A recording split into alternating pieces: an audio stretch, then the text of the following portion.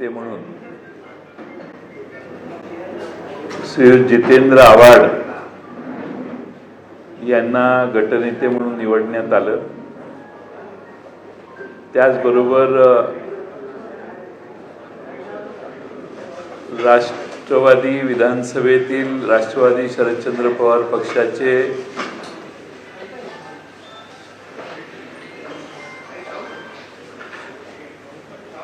मुख्य प्रतोद म्हणून रोहित आर पाटील यांची निवड करण्यात आली आणि त्यांना जोडून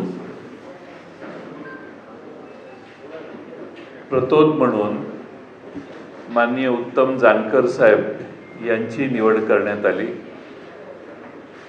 विधिमंडळातील विधान परिषदेचे आमचे सदस्य आज उपस्थित न झाल्यामुळे विधिमंडळ पक्षाचे नेत्याबाबतीत पुढच्या काळात बैठक होईल। पुढे अधिवेशन चालू असताना त्यावेळी त्याचा निर्णय होईल। आज सर्व 10 पैकी 9 सदस्य आमचे उपस्थित होते। 10वे संदीप क्षीरसागर यांच्या मतदारसंघात त्यांचा सत्काराचा कार्यक्रम असल्यामुळे त्यांना अनुपस्थित राहण्याची परवानगी देण्यात आलेली होती, तरी ते उद्या येऊन या प्रस्तावाला पाठिंबा देतील। आज विधिमंडळात राष्ट्रवादी काँग्रेस पक्ष हा महाराष्ट्रातल्या जनतेचे प्रश्न धडाडीने मांडेल। आमची संख्या कमी जरी असली तरी महाराष्ट्रातले जनतेचे प्रश्न मांडण्याचा काम प्रभावीपणाने आमचा पक्ष करेल।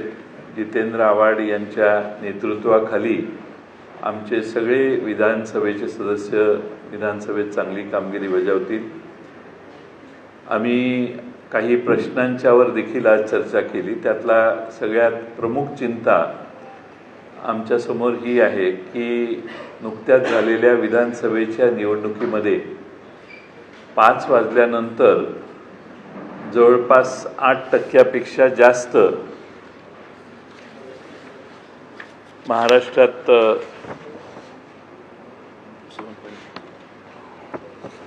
महाराष्ट्रामध्ये मतदान वाढलेलं आहे।